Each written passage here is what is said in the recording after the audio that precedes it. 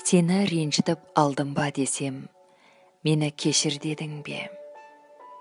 Сыз қалды ма көңілден, жылу іздеген жүрек тоңады неге?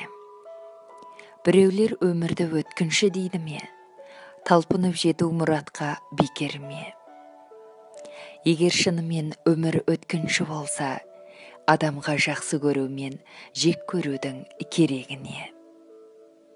Мен аңсаймын гүлденген, әлемде гүлденген, адамдар жек көруді білмесе екен. Көз алдыма жақсы көрінген сол бір жан, жақсылығынан жаңылмаса екен. Досым, кел екеуміз жақсылық жасап жарысайық. Біріміз қырдан, біріміз таудан асайық. Сен күн бол, жарық сыйла мұздаған жанға.